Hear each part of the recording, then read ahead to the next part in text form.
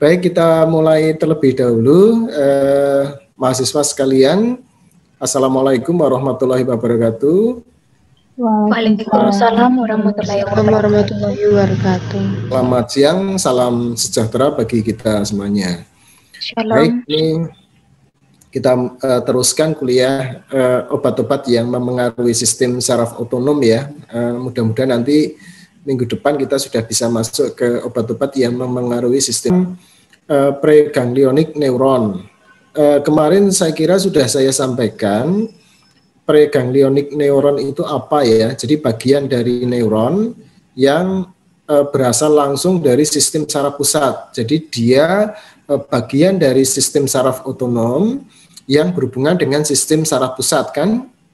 Kemudian dia membentuk celah atau sinaps dengan postganglionik neuron. Nah, postganglionik neuron inilah yang nanti akan berhubungan dengan organ target. Nah, sinap atau lebih dikenal dengan celah sinaptik ya, merupakan tempat di mana antara preganglionik dan postganglionik neuron tersebut itu berhubungan. Jadi antara preganglionik dengan postganglionik neuron itu dia tidak secara langsung berhubungan ya, sehingga membentuk sebuah celah. Sehingga kalau ingin menghantarkan impuls, maka ya preganglionik neuron itu harus melepaskan neurotransmitter. Nah, neurotransmitter itu yang kemudian berinteraksi dengan reseptor yang terdapat pada membran postganglionik neuron. Nah, semua sel saraf preganglionik melepaskan asetilkolin sebagai transmitter. Asetilkolin tersebut berinteraksi dengan reseptor asetilkolin nikotinik pada saraf postganglionik. Oke ya, jelas ya. Nah, kemudian yang berikutnya adalah postganglionik neuron. Nah, setelah reseptor pada postganglionik neuron diaktifasi oleh asetilkolin, maka kemudian melanjutkan penghantaran impuls atau sinyal menuju beberapa sel ya, antara lain ya kepada sel target ya, misalkan ini sel kelenjar adrenal, kemudian sel otot jantung ya dan sebagainya. Ini maaf ini agak sedikit salah ketik ya. Bentar, tadi mana nih? Kemudian dalam penghantaran sinyal tersebut ya butuh neurotransmitter. Sekarang apa yang dimaksud dengan transmitter? Kemarin saya kira saya sudah menyampaikan gitu ya, apa yang dinamakan neurotransmitter. Kemudian neurotransmitter yang terlibat pada penghantaran impuls atau sinyal di sistem saraf otonom itu apa saja, saya kira kemarin sudah kita bicarakan, tinggal sekarang menekankan sekali lagi saja. Neurotransmitter ini merupakan senyawa yang dihasilkan oleh ujung saraf untuk memberikan sinyal ya, atau menghantarkan sinyal menuju ke sel yang lain. Nah, terdapat dua neurotransmitter yang dilepaskan oleh sel saraf otonom. Ya, hanya ada dua ini. Yang pertama adalah asetilkolin, yang kedua adalah norepinefrin. Oke ya, selesai. Nah, gampang. Nah, ini adalah penghantaran transmitter. Kemarin saya kira sudah saya sampaikan ya kepada mahasiswa sekalian nih. Coba saya lihat, saya perlihatkan ya, kita ulangi ya. Ini saya ingin menjelaskan ini aja. Nah, ini adalah neuromuscular junction ya. Neuromuscular junction. Ada yang ingat kemarin apa neuromuscular junction? Neuromuscular junction itu adalah sinap yang menghubungkan antara sel saraf somatik dengan skeletal muscle. Otot, skeletal muscle. Otot, ya, skeletal muscle. Ya, skeletal muscle. Coba perhatikan ya, para mahasiswa sekalian, ini merupakan sel saraf, ya kan? Dalam konteks neuromuscular junction berarti sel saraf somatik. Sedangkan yang seperti silinder ini adalah otot skeletal, ya kan? Nah, coba ini kita perbesar ya. Kita perbesar. Jadi gambar di bawah, ya kan? Nah, yang seperti akar ini adalah ujung saraf, ya kan? Ujung saraf nih, termasuk yang di kotak ini ya, ujung saraf. Nah, ini kita perbesar lagi, ya, menjadi di bawahnya. Ya. Nah, ketika ya kita perbesar, coba perhatikan, ini kita perbesar lagi, maka apa yang terjadi? Ya, jadi antara sel saraf somatik ya dengan otot skeletal itu berhubungan, ya kan? Dan pada membran sel otot skeletal terdapat reseptor ini. Oke ya. Nah, reseptor inilah yang dinamakan reseptor asetilkolin nikotinik. Coba dicek di catatan kemarin ya. Jadi pada otot skeletal atau pada sinap nomor 5, di situ reseptor yang terlibat adalah reseptor asetilkolin nikotinik. Nah, ini. Dia diaktifasi oleh asetilkolin yang dilepaskan oleh sel saraf somatik. Oke, ini apa namanya? Reseptornya ya. Jadi reseptor asetilkolin nikotinik itu merupakan reseptor kanal ion. Ya, jadi reseptor yang ketika diaktifasi dia bisa ya berfungsi sebagai kanal ion. Kanal ionnya apa? Kanal ion Na. Nah, jadi pada gambar ini ya, ini adalah reseptor ya, reseptor asetilkolin nikotinik ya. Yang merah ini adalah binding site. Jadi ketika ini diaktifasi oleh asetilkolin maka bisa berfungsi sebagai kanal ion. Maka kanal ionnya itu membuka. Sehingga akibatnya apa? Na itu masuk tuh. Nah, sehingga Na masuk ke dalam sel, kan gitu kan? Nah, ketika Na itu masuk, ya, maka meningkatkan potensial aksi itu. Kalau potensial aksi meningkat, maka akan membuka kanal ion kalsium yang tergantung voltase atau voltage, ya kan? Calcium ion channel itu akan terbuka sehingga mengakibatkan apa? Mengakibatkan ion kalsium masuk, sehingga ion kalsium itu dia bisa memacu kontraksi pada otot skeletal.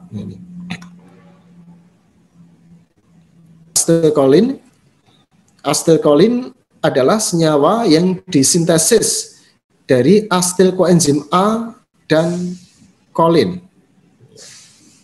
Jadi ini asetilkolin disintesis dari asetil koenzim A dan kolin, gampang ya. Jadi sebenarnya kalau asetil koenzim A dengan kolin itu menjadi satu, maka gugus asetil ini kemudian bergabung dengan si kolin ini kan itu. Sehingga jadilah asetilkolin.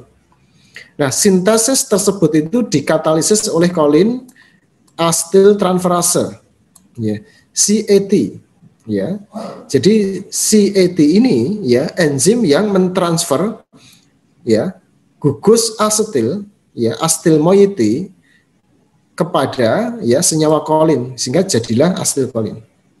Nah, asetilkolin ya diinaktivasi oleh hidrolisis enzim asetilkolin esterase atau nama lainnya kolin esterase ya, kolin esterase di sini.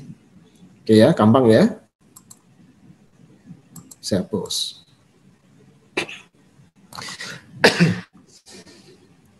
Nah, kalau sudah ya kita masuk ke slide berikutnya. Ini coba perhatikan ya mahasiswa sekalian. Ini adalah ujung saraf ya. Jadi ini adalah ujung saraf ya, ujung saraf kolinergik ya. Ini ujung saraf kolinergik ini.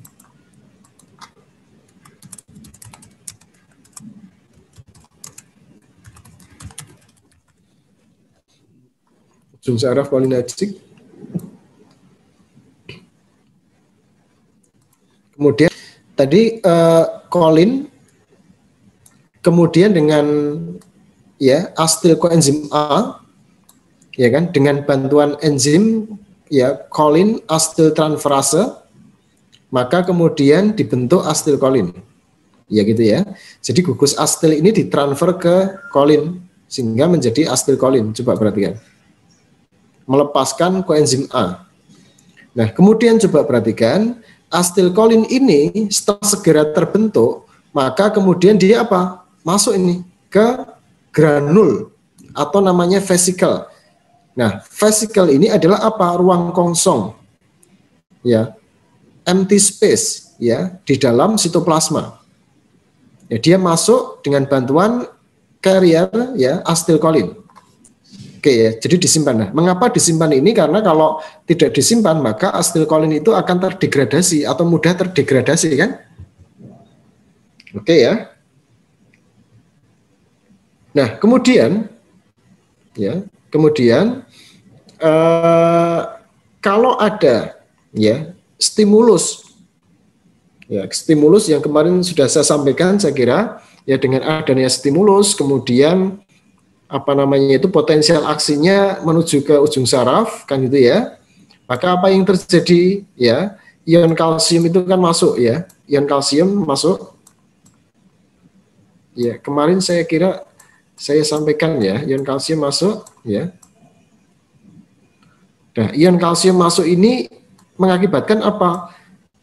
Vesicle yang mengandung asetilkolin dia bergerak, sehingga kemudian melepas asetilkolin. Ya, lepas ini. Nah, asetilkolin ini kemudian berinteraksi dengan reseptornya, yaitu apa? Reseptor asetilkolin nikotinik atau reseptor asetilkolin muskarinik. Nah, untuk menjaga homeostatis, maka asetilkolin ini juga mengalami inaktivasi, kan tadi ya.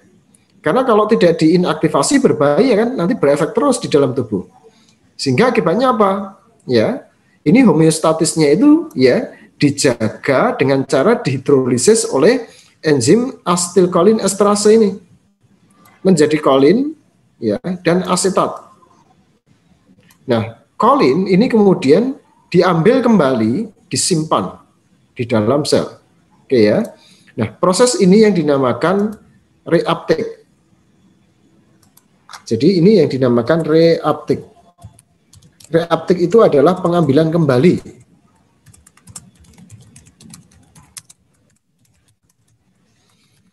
Oke, ada yang ditanyakan? Ya. Kalau sudah, kita lanjutkan. Ini saya hapus lagi, ya. Ini obat-obatnya, saya kira kita lalui aja.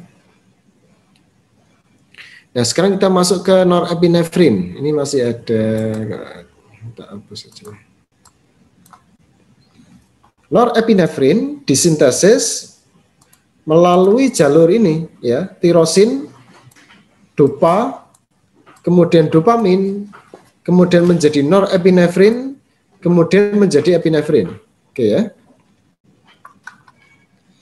Aksi norepinefrin diinaktivasi oleh reuptake menuju sel saraf otonom. Jadi kalau tadi asetilkolin kan juga, ya, harus diinaktivasi melalui hidrolisis oleh asetilkolin esterase, sedangkan yang norepinefrin ini diinaktivasi salah satunya apa? Di reuptake. Jadi norepinefrin yang sudah dilepaskan, ya kan, ini nanti bisa diambil kembali untuk disimpan. Epinefrin dapat juga diinaktivasi oleh enzim yang berasal dari hati dan otak, ya. Contohnya ini adalah katekol O metiltransferase atau COMS dan monoamin oksidase atau MAO. Oke, ya. Jadi kedua enzim tersebut ini yang mendegradasi, ya, norepinefrin. Rate limiting step, ya, rate limiting step pada jalur pembentukan norepinefrin adalah konversi tirosin menjadi dopa oleh enzim beta hidroksilase. Jadi rate limiting step itu kalau ini dihambat, ya sudah nggak jadi nih, ya kan, pembentukan senyawa-senyawa selanjutnya ini. Kalau berbicara masalah monoamin oksidase, ini ada yang tahu ini, ya, enzim apa? Ya, kan ada obat yang dinamakan monoamin, ya, monoamin oxidase inhibitors, ya. Itu obat apa ini? MAO inhibitor. Ada yang tahu obat apa itu? Obat, ya, ini kalau kita berbicara apa, penyakit sistem saraf itu, ya. Depresi. Obat antidepresan, ya kan, antidepresan. Makanya obat antidepresan itu menghambat monoamin oksidase, kan, Akibatnya apa? Kadar norepinefrin meningkat, ya kan? Sehingga MAO inhibitor itu efek sampingnya peningkatan norepinefrin atau epinefrin. Akibatnya apa? Ya, sistem kardiovaskular meningkat kan? Sehingga efek samping dari penggunaan MAO inhibitor itu adalah hipertensi. Oke ya. Nah, selanjutnya ini noradrenalin ya atau norepinefrin ya, tadi. Nah, jadi ini juga sama ya, dilepaskan ya. Jadi adanya ion kalsium ini kan kemudian mengakibatkan vesikel atau granul yang mengandung neurotransmitter bergerak kan menuju ke membran, kemudian melepaskan noradrenalin. Nah, noradrenalin ini yang kemudian berinteraksi dengan reseptornya, ya kan? Oke ya. Ya, dia berinteraksi dengan reseptornya ini. Reseptornya adalah reseptor adrenergik. Adalah jalur biosintesis norepinefrin, tadi juga sudah saya singgung, ya. Dari tirosin kemudian diubah menjadi dopa, ya, enzimnya adalah ini, ya, tirosin hidroksilase, ya. Nah, dopa ini diubah menjadi dopamin, ya, dengan bantuan enzim aromatik L-amino acid, ya, dekarboksilase. Kemudian dopamin, ya, diubah menjadi norepinefrin, ya, dengan bantuan enzim dopamin beta hidroksilase. Kemudian diubah menjadi epinefrin dengan bantuan enzim N-fenil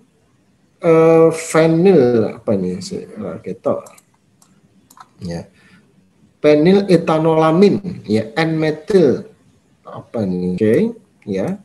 Kalau kita berbicara sistem saraf otonom gitu ya, hanya ada dua neurotransmitter tadi, asetilkolin dengan norepinefrin. Padahal kalau kita lihat di sini ya, ini hasil akhirnya itu epinefrin nih. Nah, mengapa neurotransmitter norepinefrin yang hanya terdapat pada sistem saraf otonom tidak dijumpai epinefrin ini? Ya, ada yang tahu? Mungkin karena ini Pak, di saraf otonom cuma enzimnya itu cuma ada di saraf tersebut. Ya ini ngulang ya dulu ya Mas ya. Ya benar. Jadi pada sistem saraf otonom ini tidak dijumpai enzim yang mengubah norepinefrin menjadi epinefrin ya. Sehingga pada sistem saraf otonom hasil akhirnya itu hanya norepinefrin ini. Nah, kalau demikian epinefrin dihasilkan oleh siapa ini? Ya kan? Sistem di dalam tubuh mana yang menghasilkan epinefrin? Ya, di dalam tubuh. Ada yang tahu enggak?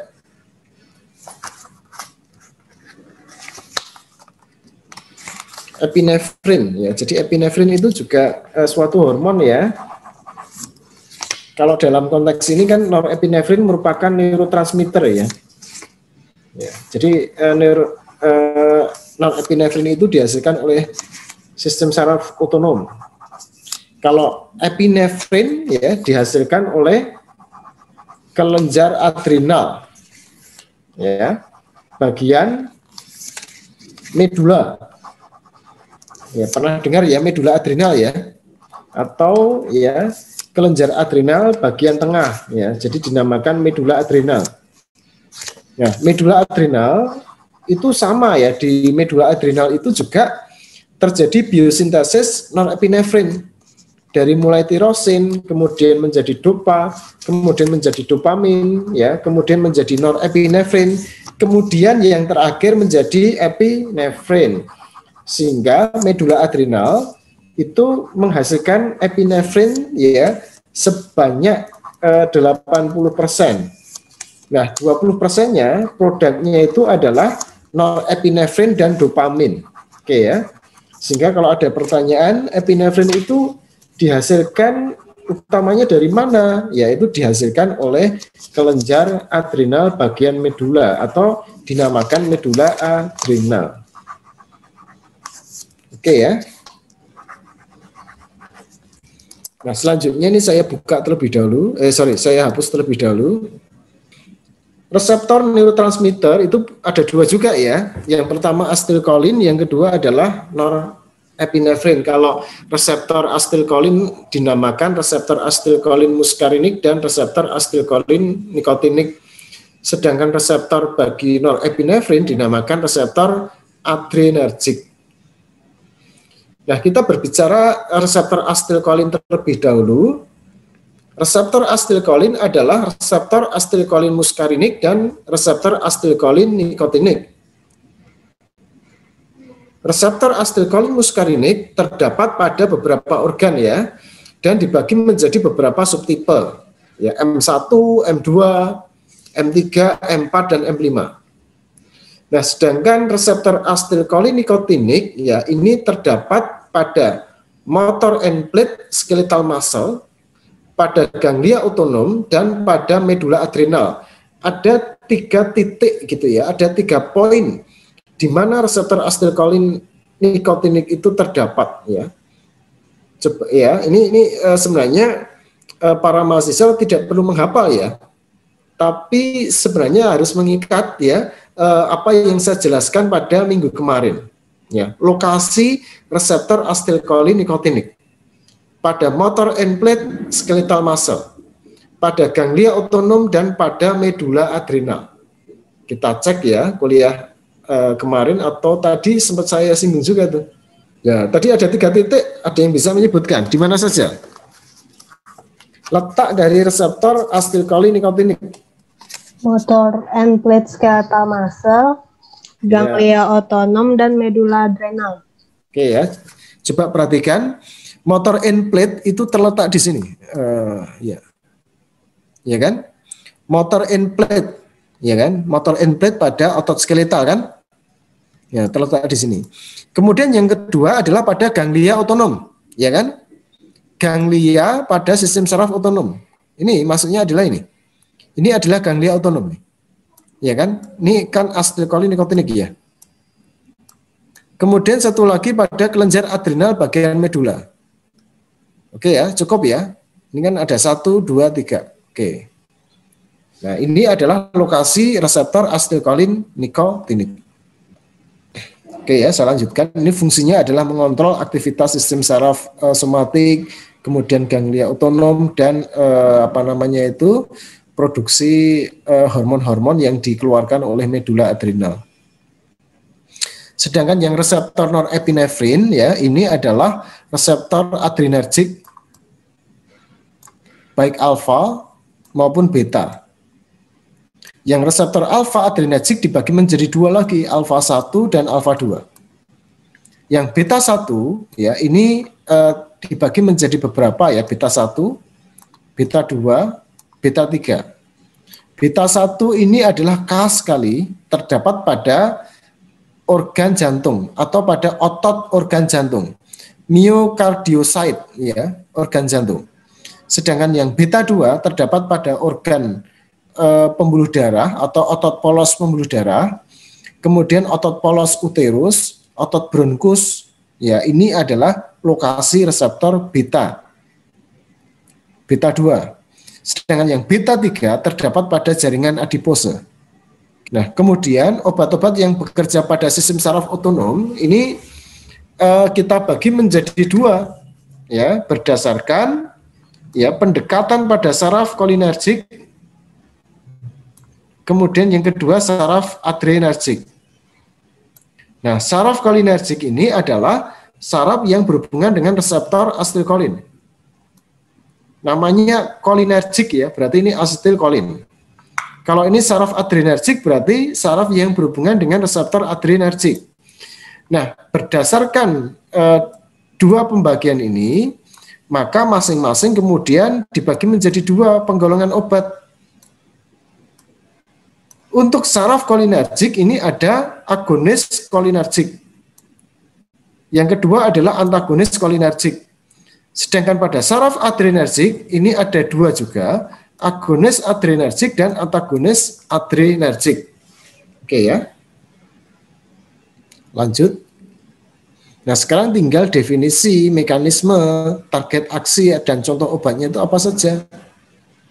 Kalau sudah, kita masuk ke agonis kolinergik. Agonis kolinergik. Nah, definisi dari agonis kolinergik, coba perhatikan, obat atau senyawa yang memperkuat atau meningkatkan aktivitas saraf kolinergik.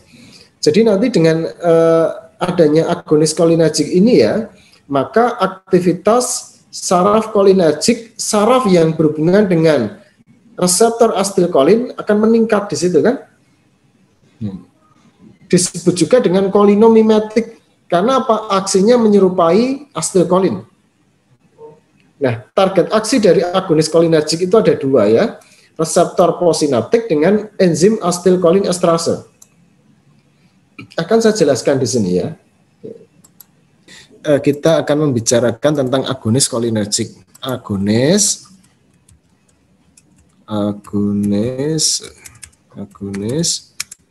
kolinergik. Coba perhatikan, saya akan menggambar ya.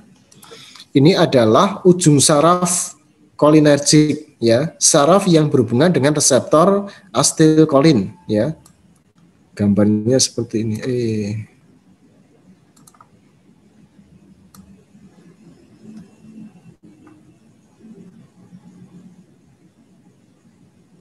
Nah, oke. Terus ini tadi adalah granul gitu ya. Yang isinya apa? Yang isinya adalah neurotransmitter asetilkolin. Ya, jadi yang lingkaran merah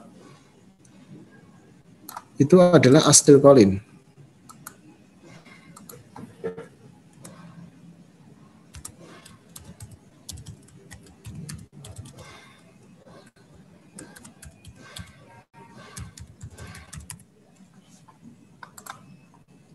Nah, ini adalah asetilkolin. Coba perhatikan, ini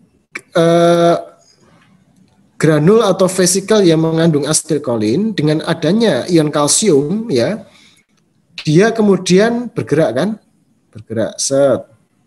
Akibatnya apa? Akibatnya kemudian ini melepas ya, melepas neurotransmitter asetilkolin. Oke. Nah, neurotransmitter asetilkolin ini maka kemudian berinteraksi dengan reseptornya kan? Ini adalah reseptor itu, reseptor bagi asetilkolin. Nah, ini adalah ujung saraf ya, kolinergik, oke ya. Yang di sini adalah ya sel lain.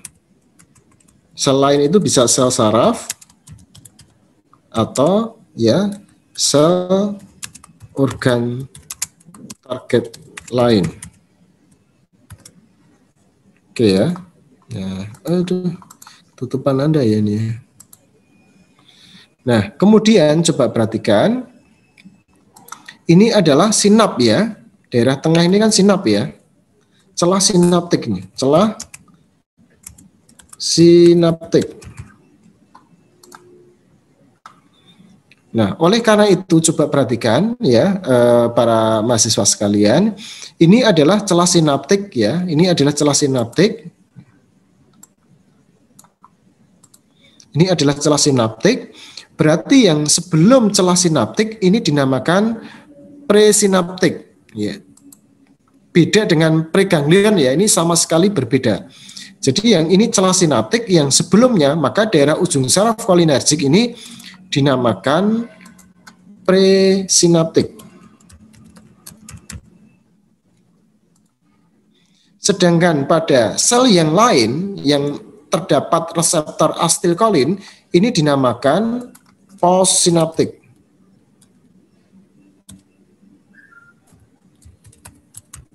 Oke ya, ini adalah reseptor asetilkolin.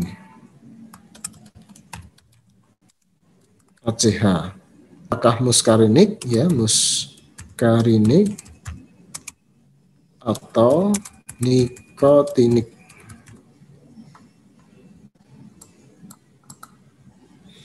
Ya. Ada pertanyaan sebelum saya lanjutkan, coba perhatikan. Nah, kemudian si asetilkolin ini asetilkolin ya, para mahasiswa sekalian, ini asetilkolin ACH kan itu ya, asetilkolin. Kemudian coba perhatikan berinteraksi dengan reseptornya, yaitu reseptor asetilkolin muskarinik atau nikotinik kan. Nah, kalau reseptor asetilkolin ini teraktivasi, maka kemudian menjadi aktif. Setelah aktif, maka dia akan ya menghantarkan impuls atau menghasilkan efek. Jadi ada dua kemungkinan ketika reseptor asetilkolin muskarinik atau nikotinik itu teraktivasi. Jika yang teraktivasi itu adalah sel saraf, maka akan menghantarkan penghantaran impuls. Ya kan? Tetapi kalau organ target, maka ketika reseptor asetilkolin tersebut itu diaktifasi, maka akan menghasilkan efek. Nah, kemudian ini kan tidak bisa berlama-lama ya. Jadi asetilkolin itu tidak kemudian dia dilepaskan terus-menerus di dalam tubuh. Nanti ini pasti akan menghasilkan efek toksik kan? Maka kemudian ada homeostatis. Yaitu apa? Asetilkolin dihidrolisis atau asetilkolin dimetabolisme. Ya, jadi asetilkolin ini tadi degradasi menjadi ya kan? Menjadi kolin ya, kolin tadi tulisannya jelek ya. Plus asetat.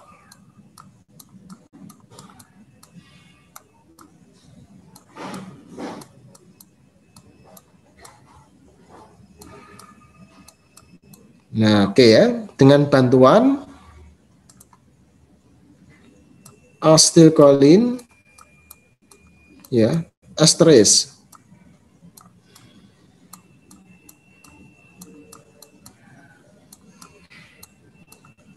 Tulisannya jelek nih. Nah, asetilkolin esterase jelek ya tulisannya sebenarnya. Pakai ini aja.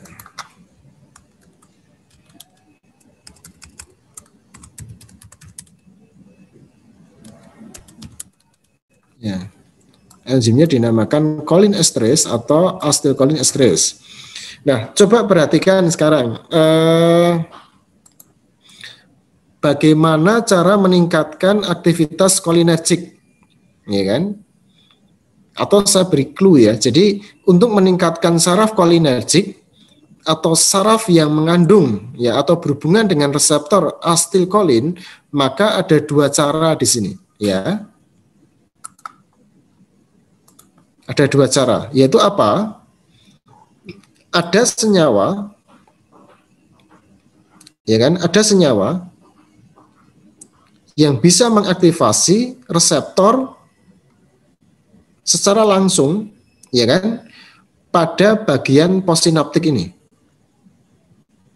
Ya, jadi senyawa, ya, dia langsung mengaktifasi reseptor asetilkolin, kemudian menghasilkan efek atau meneruskan impuls, ya kan? Sehingga ini ya efeknya meningkat. Selain reseptor asetilkolin ini diaktifasi, jalur yang lain mana ini? Yaitu apa? Ini yang pertama ya. Yang kedua adalah ini enzim kolin esterase ini dihambat, ya kan? Yang kedua. Sehingga kalau enzim kolin esterase ini dihambat, maka apa yang terjadi? Ya, jumlah asetilkolin kan meningkat karena apa? Yang didegradasi nggak ada. Sehingga kalau asetilkolin meningkat, maka aktivasi terhadap reseptor asetilkolin juga akan meningkat tuh. Efeknya juga akan meningkat. Sehingga agonis kolinergik itu ada dua pendekatan.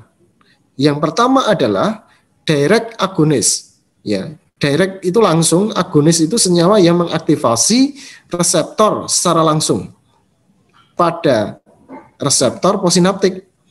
Yang kedua adalah menghambat enzim cholinesterase atau yang dinamakan cholinesterase inhibitor. Sampai sejauh ini ada pertanyaan enggak? Ya. Kalau tidak, coba perhatikan ya. Apa, Pak? Ya, silakan. Saya catat, Pak. Yang pertama yang diaktifasi sama senyawa langsung teraktivasi gitu ya Pak, ya, reseptor, terus sama dihambat ini kapan Pak terjadinya Pak? Gitu. Apa kejadian dua-duanya Pak, salah satu gitu? Ini jadi kalau kita memberikan obat, ya. Jadi kalau kita memberikan obat ya, ini tadi anotasinya. Ini obat ya, obat kita berikan. Nah si obat itu dia langsung mengaktifasi nih reseptor asetilkolin, apakah nikotinik atau muskarinik langsung nih. Sehingga kalau reseptor ini diaktifasi oleh obat ya, misalkan tadi agonis ya, maka akibatnya apa? Maka efek dari ya kan yang dihasilkan akibat aktivasi reseptor asetilkolin muskarinik atau nikotinik itu meningkat. Oke ya. Sehingga ini pendekatannya langsung. Jadi mengaktifasi reseptornya di situ. Reseptor asetilkolin. Atau enzim yang mendegradasi yang dihambat tuh. Kalau enzimnya yang mendegradasi asetilkolin dihambat, maka jumlah asetilkolin itu kan meningkat nih. Sehingga kalau jumlah asetilkolin meningkat, pasti aktivasi terhadap reseptor asetilkolin juga akan turut meningkat. Efeknya juga akan meningkat. Oke ya. Nah ini kemudian ya agonis kolinergik itu ada dua ya, agonis kolinergik langsung dan penghambat enzim kolinesterase, atau direct kolinergik agonis dan ya kan inhibitor cholinesterase. Nah ini atau cholinesterase inhibitor. Jadi ada dua, diaktifasi pada reseptornya atau enzim yang mendegradasi itu dihambat. Oke, ada yang ditanyakan lagi?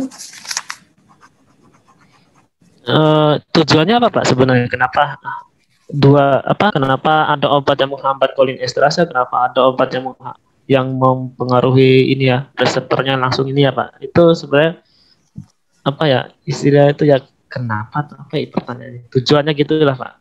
Apa ada tujuan gitu? Ya. Ingin meningkatkan efek kolinergik, ya. Meningkatkan efek kolinergik gitu ya. Ya, ini untuk meningkatkan efek kolinergik. Sebagai contoh ya, ini saya hapus dulu ya. Bentar, beberapa saya hapus nih. Bentar. Ini saya hapus dulu. Oke, hapus.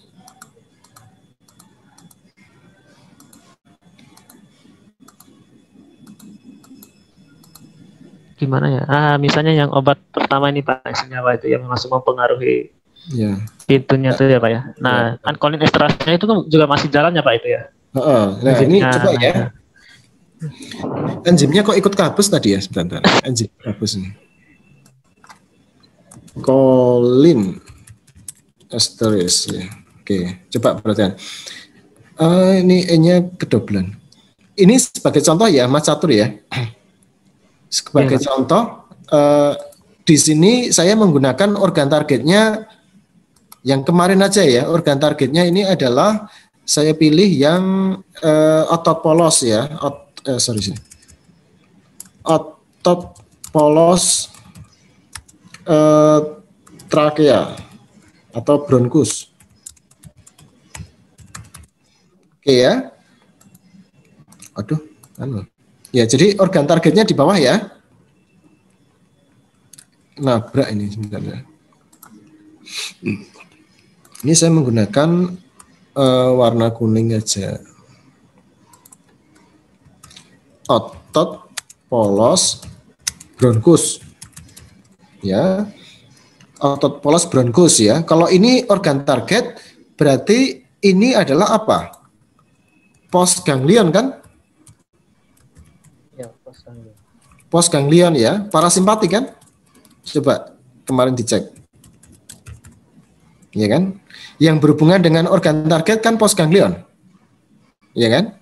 Ya, Pak. Ini. Kalau reseptornya asetilkolin Ya berarti di sini asetilkolin muskarinik nantinya. Nah ini postganglion parasimpatik. Sedangkan reseptornya adalah reseptor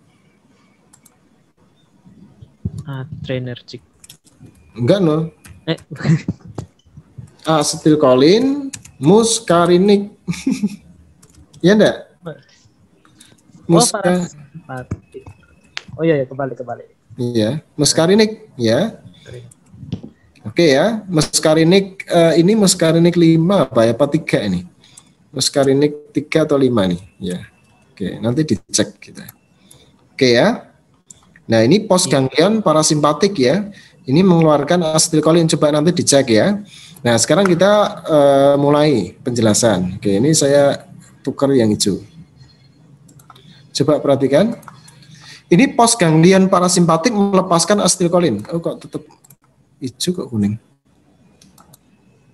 Melepaskan asetilkolin, ya kan? Nah, asetilkolin ini kemudian, ini tadi berbicara obat ya. Saya mulai ini asetilkolin dulu. Asetilkolin kemudian mengaktifasi reseptor asetilkolin muskarinik, iya enggak? Kemudian menghasilkan kontraksi. Nah, kalau untuk menjaga homeostatis, kalau otot polos bronkus itu mengalami kontraksi terus kan tidak bagus ya. Sehingga akibatnya apa? Kemudian didegradasi itu. Ya kan, didegradasi oleh cholinesterase menjadi kolin. Ya, kolin ini yang kemudian bisa direuptake ya, sehingga kemudian kontraksi dari otot polos bronkus ini bisa terjaga. Oke ya. Nah, kalau ada senyawa ya, tapi ini antagonis ya sebenarnya. Ini contoh aja ya. Ya, jadi ini kalau ada senyawa, senyawanya namanya ipratropium.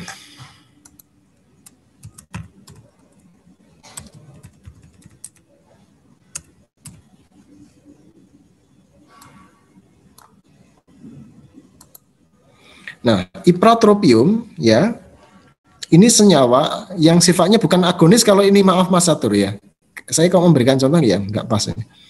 Ini senyawanya antagonis ya.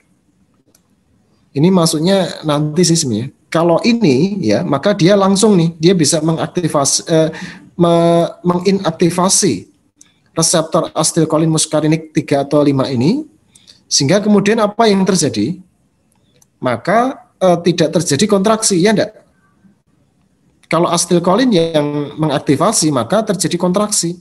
Tetapi kalau ipratropium, maka sebaliknya efek yang dihasilkan adalah dia menghambat kontraksi yang terjadi. Nah, ipratropium ini adalah antagonis langsung dia. Dia langsung berikatan pada senyawa reseptor asetilkolin muskarinik pada otot polos bronkus. Nah, asetilkolin ini yang dinamakan agonis kolinergik langsung. Ipratropium itu adalah antagonis kolinergik langsung. Oke ya, karena dia langsung menduduki ini. Nah, ini. Bisa dipahami kira-kira Mas? Atau tambah bingung? Mas Satur? Malah tidur nih ya. Halo? Tes? Bisa, Pak. Oke ya, lanjut ya.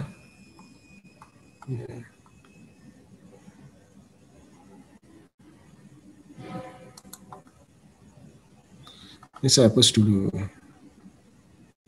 Jangan hapus, B. Kita hapus saja.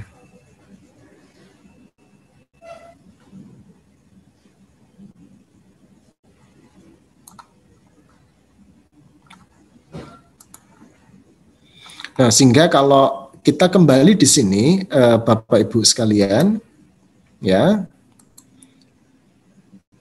target aksi agonis kolinergik itu ada 2. Yang pertama adalah yang tadi ya, reseptor posinaptik. Yang kedua adalah enzim asetilkolin esterase. Nah, pada reseptor posinaptik ini, ya kan, tadi senyawa atau golongan obatnya dinamakan agonis kolinergik langsung karena dia mengaktifasi reseptor postsinaptik secara langsung. Sedangkan pada enzim asetilkolinesterase ini dihambat. Oke ya. Nah, agonis kolinergik langsung ini ada 3, golongan ester, alkaloid, dan nikotin. Sedangkan cholinesterase inhibitor itu ada 2, inhibitor reversible dan irreversible. Nah, bedanya apa? Yuk kita masuk ke slide berikutnya.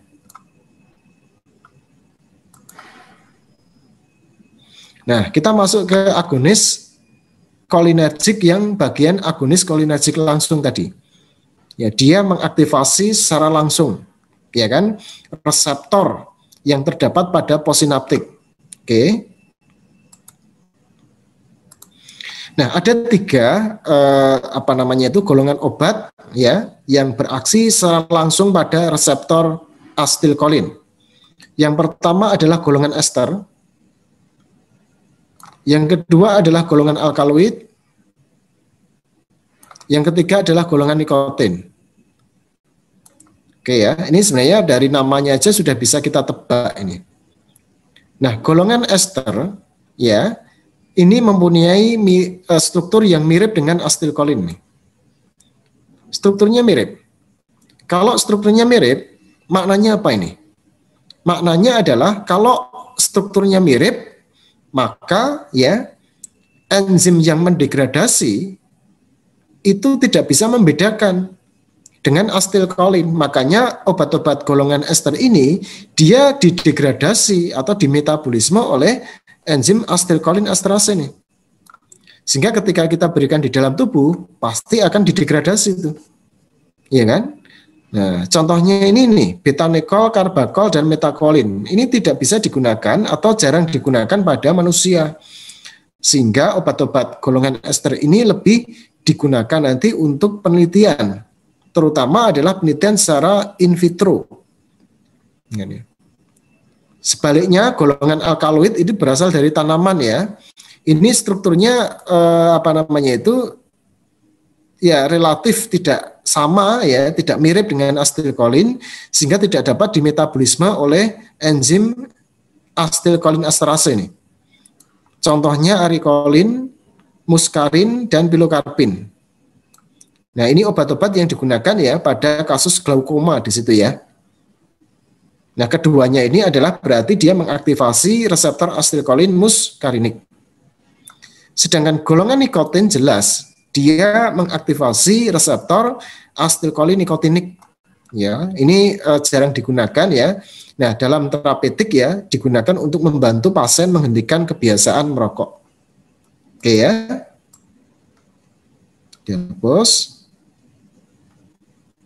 Kita lanjut ya. Ini agonis kolinergik langsung sudah.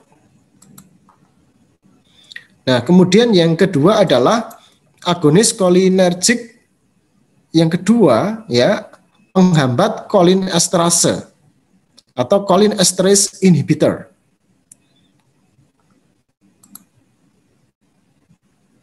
Obat ini adalah senyawa yang menghambat enzim asetilkolinesterase atau cholinesterase atau cholinesterase.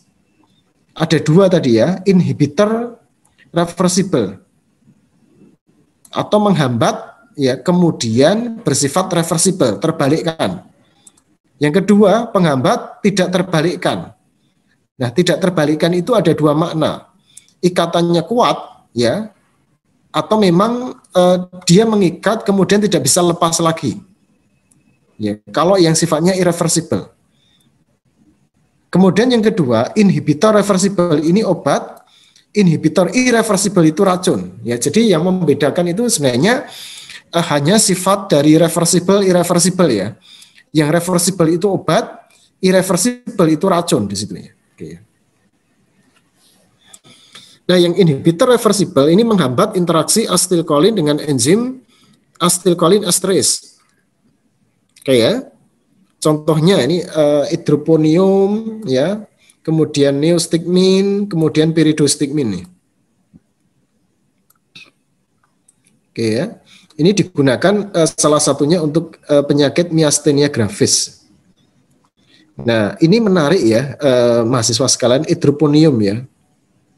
Jadi hidroponium itu adalah obat yang digunakan untuk diagnosis penyakit.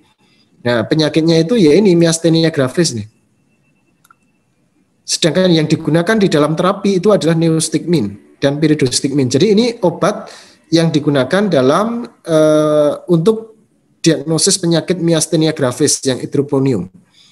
Sedangkan yang neostigmin, pyridostigmin itu adalah untuk terapi miastenia gravis.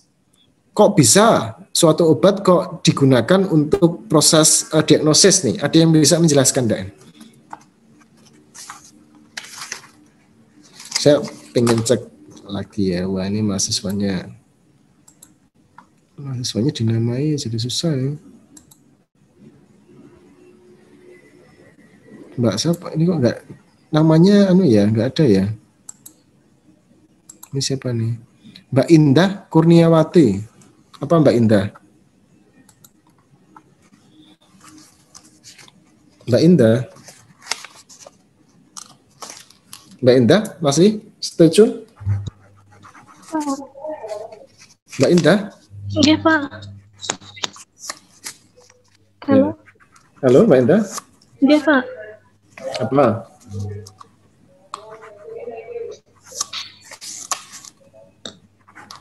Obat digunakan untuk diagnosis ya.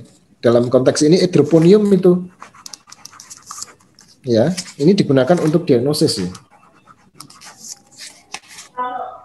Iya, Pak.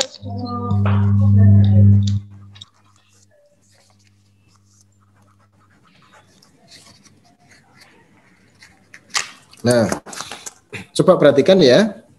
Yang hidroponium itu dia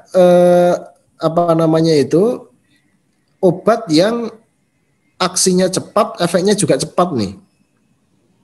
Sehingga ketika diinjeksikan ya secara intramuskular pada pasien yang dicurigai miastenia gravis ya. Jadi miastenia gravis itu ini. Jadi saya terangkan dulu penyakit miastenia gravis. Penyakit miastenia gravis ini adalah penyakit imun, autoimun ya, di mana terjadi penurunan jumlah reseptor asetilkolin pada otot. Otot mengalami penurunan aktivitas tuh ya. Ini penyakit autoimun. Penyakit autoimun itu apa? Penyakit yang menyerang bagian tubuh kita sendiri. Pada miastenia gravis yang diserang itu adalah reseptor asetilkolin. Sehingga jumlah reseptor asetilkolin pada otot berkurang. Kalau jumlah reseptor asetilkolin nikotinik pada otot itu berkurang, maka efeknya apa ini? Mbak yang di depan, Mbak Yesiska? Iya Pak, responnya jadi tubuhnya melemah Pak. Nah jadi ketika diinjeksikan hidroponium ini karena responnya cepat, jadi dilihat ketika dia mengalami peningkatan gerakan tubuh yang cepat, kembali normal berarti pasiennya adalah miastenia gravis gitu Pak. Ya, ini yang lain paham? Mas Catur, hidroponium itu kan tadi aksinya efeknya cepat ya. Kalau disuntikkan ya dia aksinya cepat tuh. Kemudian efeknya juga cepat. Jadi kalau dia bekerja, artinya ketika ada seseorang yang mengeluh di situ ya, ototnya itu lemah ya, susah untuk digerakkan. Ketika diinjeksi dengan hidroponium, maka kemudian ada kekuatan otot, maka ini kemungkinan besar adalah miastenia gravis. Gitu ya. Tetapi kalau tidak berpengaruh, nah ini kemungkinan bukan penyakit miastenia gravis ya, karena apa? Otot yang lemah, ya kan? Itu tidak hanya semata-mata identik dengan miastenia gravis kan, tetapi juga bisa diakibatkan karena faktor yang lain atau penyakit sistem saraf yang lain kan gitu ya. Nah ini hidroponium karena dia aksi dan efeknya cepat, maka bisa digunakan untuk mendiagnosis penyakit miastenia gravis. Nah kalau sudah didiagnosis, maka pengobatannya menggunakan neostigmin atau pyridostigmin. Oke ya. Nah, kita masuk ke yang kedua ya, inhibitor irreversible inhibitor. ini dia memfosforilasi enzim ya, sehingga enzim terinaktivasi. Tapi sebenarnya makna terinaktivasi itu karena apa? Dia terikat kuat nih oleh si penghambat yang sifatnya irreversible itu, ya kan? Contoh senyawa-senyawa yang sifatnya inhibitor irreversible ini adalah semuanya racun di sini ya. Ini sebenarnya insektisida ini. Diisopropil fluorofosfat, isofluorofosfat, malation. Nah, senyawa ini adalah larut di dalam komponen lipid. Jadi kalau dia larut di dalam komponen lipid atau lipofilik, maka konsekuensinya adalah bisa menembus membran sel kan? Karena membran sel itu tersusun oleh komponen lipid gitu ya, meskipun tengahnya kan protein. Ya, sehingga senyawa-senyawa inhibitor irreversible ini dia bisa atau mampu menembus membran sel, misalkan sel kulit ya, kemudian barrier darah otak dan sebagainya ini. Dan ini merupakan insektisida tidak digunakan pada manusia. Sehingga kalau terpaparkan pada manusia berpotensi ya menghasilkan efek toksik kan? Oke ya. Nah, ini saya hapus dulu aja.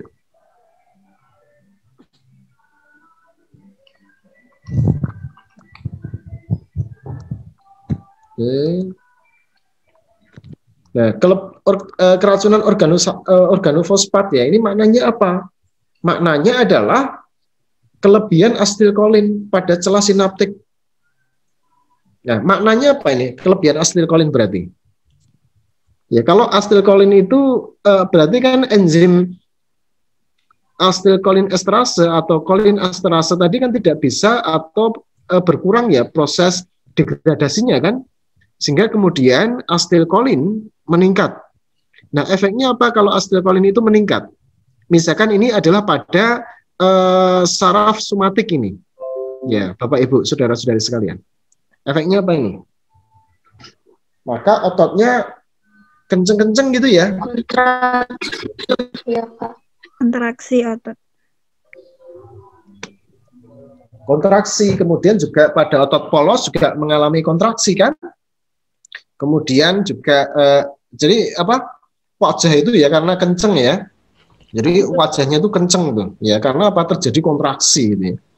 Otot-ototnya juga ya. Kemudian juga apa namanya? Otot polos ya, terutama saluran pencernaan ya itu mengalami kontraksi juga itu kan. Sehingga kan mual muntah kan gitu ya. Kemudian keringatan ya, karena kalau kemarin saya sampaikan aktivasi pada kelenjar keringat itu kemudian merangsang pelepasan dari keringat. Nah ini apa namanya itu akibat dari keracunan organofosfat ya, yang mana ini pada keracunan organofosfat dia sebenarnya merangsang gitu ya, meningkatkan kadar asetilkolin ya. Ini adalah pada celah sinaptik ya. Oke, lanjut ya. Nah, kemudian pengatasannya apa? Nah, ini pengatasannya adalah sebagai berikut ya. Cara yang kedua dulu ya. Cara yang kedua ini diantagonis nih. Dilawan ya. Jadi cara yang kedua itu adalah melawan asetilkolin, merebut reseptornya, yaitu apa? Reseptor asetilkolin nikotinik atau muskarinik gitu ya. Direbut di situ ya. Sehingga efek asetilkolin mengalami penurunan. Contohnya dengan menggunakan atropin. Oke ya, ini cara yang kedua. Cara yang pertama ya adalah menghidrolisis kompleks enzim kolin esterase dengan inhibitor irreversible tersebut. Karena tadi kan racunnya kan mengikat enzim nih, kenceng kan? Nah, dan lama nih. Cara yang pertama ini ikatannya dilepas. Nah, kalau dilepas, maka si enzim terlepas dari racun organofosfat kan, sehingga si enzim itu dia bisa kembali bekerja dengan menghidrolisis asetilkolin, sehingga efek asetilkolin berkurang. Contoh di sini adalah pralidoxim. Kelemahannya apa ini? Kelemahannya si obat pralidoxim ini dia tidak dapat menembus barrier darah otak. Nah, artinya apa kalau demikian? Artinya kalau keracunan organofosfat itu segera ditangani kan gitu ya. Kalau tidak segera ditangani maka organofosfat itu sudah terlanjur masuk di otak tuh. sehingga mengganggu homeostatis di otak, ya kan? Sehingga ya dampaknya nanti akan mempengaruhi kerja dari otak, kan seperti itu ya. Sehingga kalau ada orang yang mengalami keracunan organofosfat itu harus segera ditolong ya dengan detoksifikasi. Salah satunya ini adalah dengan pralidoxim, kemudian dengan menggunakan arang aktif ya, untuk apa? Mengikat racun-racun yang berada di lambung ya, kan seperti itu kan? Melewati apa? Pas. Apa? Melewati apa, Mbak? Oke, lanjut ya. Nah, sekarang antagonis kolinergik. Ya, antagonis kolinergik. Ini antagonis kolinergik ya. Kebalikannya ya, obat atau senyawa yang mengantagonis atau mengurangi efek asetilkolin atau aktivitas saraf kolinergik. Disebut juga dengan ini kolinolitik ini karena aksinya menghambat enzim asetilkolin. Nah, obat yang bekerja sebagai antagonis kolinergik itu ada 3. Yang pertama adalah antagonis muskarinik, yang kedua ganglionik blocker, yang ketiga adalah neuromuskular blocker. Kalau kita melihat dari golongan obatnya, kita sebenarnya bisa memprediksi ya aksi dari obat tersebut kan. Sebagai contoh ini adalah antagonis muskarinik. Ya, berarti kan si obat itu dia bekerja pada reseptor asetilkolin muskarinik kan. Dia mengeblok reseptor asetilkolin muskarinik terhadap asetilkolin di situ kan. Nah, sehingga si obat itu dia bekerja pada organ target tuh. Kemudian yang kedua ganglionik blocker ya. Jadi dia bekerja pada ganglia otonom tuh ya. Ganglia otonom itu adalah pertemuan antara preganglionik dengan postganglionik pada sistem saraf otonom tadi kan. Yang ketiga adalah neuromuscular blocker, itu jelas. Nah, neuromuscular blocker saya tanya ini, efeknya apa ini, ada yang tahu? Mbak siapa ya sebenarnya namanya, Mbak siapa? Saya juga mau kenalan ya. Mbak Gabriela Kasih. Coba kameranya di-on kan. Mbak Gabriela Kasih. Ya, ini di mana Mbak Gabriela? Di rumah, Pak. Rumahnya mana, Mbak? Ini di Tangerang, Pak. Oh, Tangerang ya, jauh ya. Wah, ya. Oke. Mbak Gabriela. Ya, Kasih ya.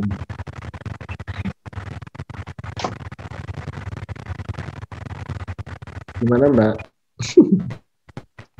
Neuromuscular blocker. Ya, ini sebenarnya dari namanya sudah bisa kita tebak ini.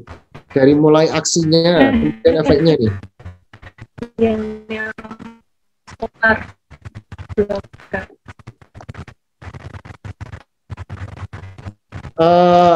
Saya sering menyampaikan ke mahasiswa ya, kalau kita menemukan sebuah istilah ya, apalagi dalam bahasa Inggris atau istilah asing itu ya, kita coba istilahnya mencerna ya, mengartikan dulu ya, kata-kata tersebut. Apa? Gambarnya mandek ya, Mbak ya. Saya yang lain ya. Kalau ini siapa nih? Rengganis, Mbak Rengganis. Mbak Rengganis. Ya, coba kameranya di-on kan. Kameranya Mbak Gabriela ini kan freeze, kemudian macet gambarnya ya.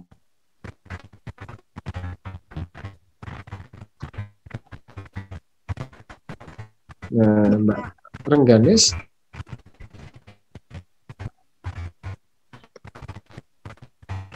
Neuromuscular blocker. Nah, coba ya. Blocker itu kan berarti apa? Menghambat kan? Iya, Pak, menghambat. Ya, sehingga sebenarnya istilah blocker itu 11-12 dengan antagonis kan? Antagonis kan dia itu menghambat juga tuh. Jadi menghambat pada reseptor. Jadi kalau blocker itu juga sama. Jadi sebenarnya istilah blocker itu bisa disamaartikan dalam konteks ini dengan antagonis ya, meskipun tidak 100% betul. Nah, blocker yang diblok apa? Yang diblok itu adalah pada ya neuromuskular. Nah, tadi saya katakan neuromuskular. Neuro itu berasal dari kata neuron kan? Muskular itu otot. Sehingga ini kira-kira di mana ini? Neuromuskular. Jadi area yang menghubungkan antara sel saraf dengan otot skeletal tadi. Neuromuscular junction, Pak. Ya, neuromuscular junction di situ. Nah, kalau neuromuscular junction kemarin ketika diaktifasi efeknya kan kontraksi kan? Sekarang kalau diblok berarti efeknya Dilatasi. Relaksasi. Relaksasi. Ya, relaksasi di sini, sehingga neuromuscular blocker itu nanti efeknya adalah gampang ya, relaksasi kan. Lemas. Ya, lemes, ototnya lemes. Oke ya, sekarang kita lanjutkan. Nah, ini oke, nanti kalau ada waktu saya akan menjelaskan yang molekulernya ya. Ini kita sampaikan dasar-dasarnya dulu. Nah, ini ada 3 ya.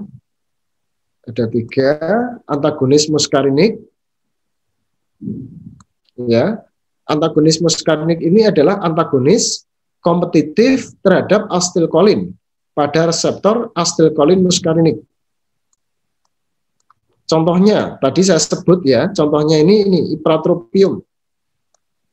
Ya kan, ipratropium itu adalah efeknya bronkodilator. Oke ya. Kemudian skopolamin. Nah, ini nama lainnya yosin ya. Ini adalah obat yang digunakan untuk mencegah motion sickness tuh. Oke. Kemudian atropin. Ini perlu dijelaskan enggak ini?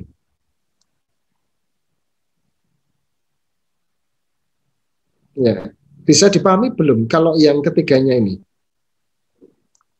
Ya, Mas Catur. Insya Allah Pak. Tadi maaf putus tadi Pak sinyalnya. Oke. Paham ipratropium ya, Mas Catur ya? Obat itu bronkodilator. Ya, bronkodilator. Kalau mekanismenya paham ya ini ya, ipratropium ya? Kalau antagonis berarti seperti menghambat gitu kan Pak? Ya, jadi menghambat reseptor asetilkolin muskarinik ini. Oke, nanti kalau sementara ya kalau ada waktu nanti kita jelaskan ya bagaimana ipratropium itu dia bekerja ya. Ya, begitu juga skopolamin nih. Ya. Kita lanjutkan dulu aja. Kemudian yang berikutnya adalah ganglionik blocker. Ini mengeblok aksi asetilkolin pada reseptor nikotinik di ganglia otonom tuh. Tapi ini bukan obat ya, jarang digunakan. Karena jarang obat yang bekerja pada ganglia otonom. Yang ketiga neuromuscular blocker, jelas ini efeknya adalah relaksasi nih ya. Kan gitu ya. Jadi kalau dari namanya aja jelas ini dia relaksasi. Ya. Oke ya, jadi senyawa yang melemahkan kerja otot. Ya. Nah, contohnya ini tubuh kurare ya. Jadi kalau pada anak panah suku Indian itu kan ujungnya kan dia ada senyawa kurare. Jadi ketika mengenai otot, maka apa yang terjadi? Otot yang terkena panah itu kemudian lemah itu, jadi nggak bisa bergerak, nggak bisa lari kan? Sehingga oleh orang Indian, maka kemudian yang terkena panah tersebut itu gampang ditangkap ya. Ini kan? Karena apa? Kurare atau tubuh kurare ini kemudian sifatnya melemahkan kontraksi otot di situ kan.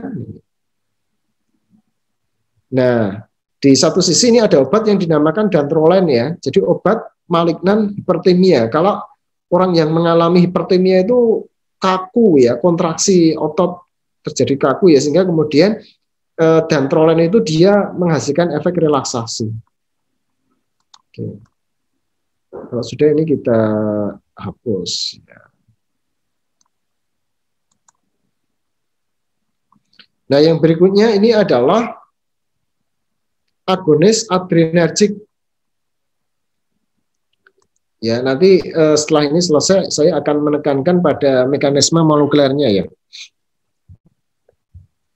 agonis kolinergik ini adalah obat atau senyawa yang mempunyai aksi menyerupai epinefrin, jelas ya. Yaitu merangsang reseptor adrenergik atau menstimulasi saraf adrenergik. Disebut juga dengan adrenomimetik atau simpatomimetik. Aksi sistem saraf simpatik melibatkan dua tipe reseptor, alfa dengan beta. Gampang ya? Alfa dengan beta. Nah, alfa 1 atau reseptor alfa 1 adrenergik itu terdapat pada otot polos vaskuler nih. Contohnya, adanya agonis akan menghasilkan kontraksi. Oke ya, gampang ya. Sehingga otot polos vaskuler ketika diaktifasi oleh agonis, ya kan, adrenergik ya alfa 1, maka akibatnya terjadi kontraksi pada otot polos vaskulernya. Kemudian beta 1 adrenergik. Ini misalkan terdapat pada otot jantung, ya otot lurik jantung. Adanya agonis maka meningkatkan kekuatan dan frekuensi denyut jantung. Oke ya. Sedangkan beta 2 adrenergik terdapat pada otot polos uterus dan pernafasan. Adanya agonis akan menghasilkan relaksasi. Oke ya, gampang nih. Oke, nggak ada pertanyaan ya. Ini saya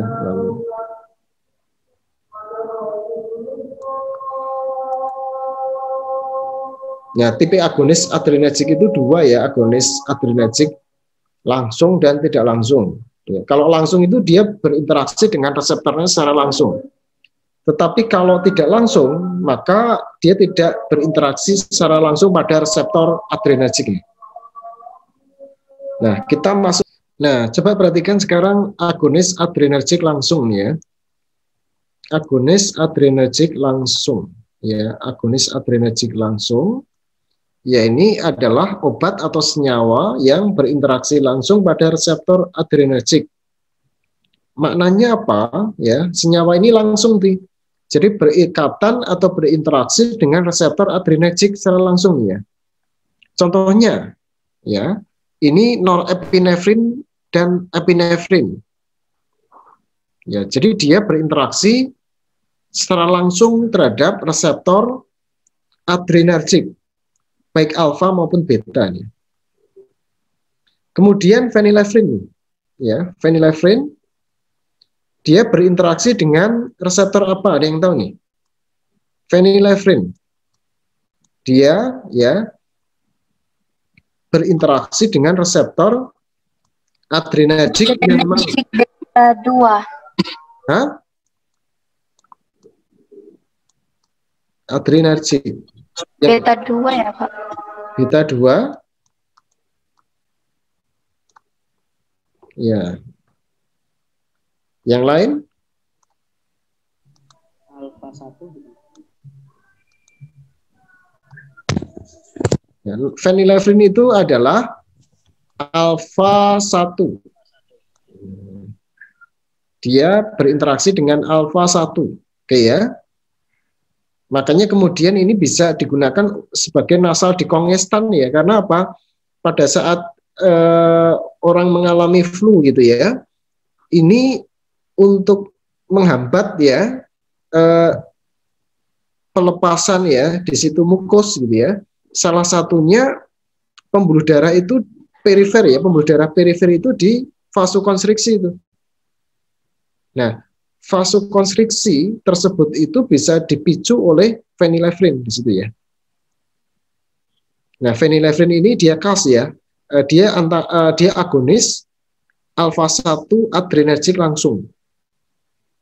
Selain sebagai nasal dekongestan, phenylephrine itu sering dikombinasikan ya dengan apa namanya anestesi lokal ya. Anestesi lokal di situ ya. Misalkan pada proses cabut gigi gitu ya. Nah, ini seringkali phenylephrine itu dicampur itu, di lidokain. Ya. Fungsinya apa itu kalau kombinasi dengan lidokain pada saat cabut gigi. Ada yang pernah cabut gigi? Memperlama kerja lidokain, Pak. Memperlama kerja lidokain. Mbak Asefin Nurul? Mbak Asefin? Iya, Pak. Halo? Iya, Pak, halo. Pernah cabut gigi? Pernah, Pak. Oh ya, wah. Berapa gigi yang dicabut? Satu aja, Pak. Oh, satu ya, saya kira semua. Kan bisa makan. Nggak bisa makan nanti ya. Jadi ini dulu waktu disuntik itu memperhatikan apa anestesi yang digunakan enggak? Enggak, Pak. Enggak, Pak, boro-boro sakit kok. Boro-boro lihat lidokainnya ya. Jadi kalau nanti ada yang mau dicabut gigi gitu ya, kebetulan ya, misalkan ya, itu lidokainnya itu dikombinasi itu dengan phenylephrine ya. Karena phenylephrine ini kan sifatnya dia vasokonstriksi gitu ya. Sehingga kalau vasokonstriksi maka lidokain yang disuntikkan pada gusi itu kemudian tidak diedarkan secara sistemik kan, sehingga efeknya itu bisa lokal, ya kan? Lokal pada daerah yang disuntikkan itu, yaitu apa? Daerah di gusi. Nah ini, sehingga kemudian bisa menimbulkan anestesi lokal atau efeknya itu adalah anestesi lokal di situ. Nah ini phenylephrine ya, karena dia bekerja pada reseptor alfa-1 adrenergic. Kemudian terbutalin, ya, terbutalin itu adalah agonis yang bekerja pada reseptor apa ini? Titik-titik adrenergic, alfa atau beta ini? Beta, Pak. Beta 1 atau beta 2? Beta 2. Beta 2. Ini sama dengan salbutamol ya. Jadi terbutalin sama dengan salbutamol, dia mengaktifasi atau agonis reseptor beta 2 adrenergic, sehingga kalau dia bekerja pada saluran pernafasan atau otot polos bronkus, maka efeknya adalah bronkodilatasi. Nah ini, bronkorelaksasi. Kemudian yang berikutnya adalah dopamin. Ya, dobutamin. Nah, kalau dobutamin ini adalah agonis pada reseptor apa ini? Gampang nih ya. Beta 1. Beta 1 adrenergic. Sehingga kalau reseptor beta 1 adrenergic ini diaktifasi, maka meningkatkan denyut jantung. Kemudian yang berikutnya adalah klonidin. Klonidin berarti klonidin adalah agonis yang bekerja pada reseptor apa ini?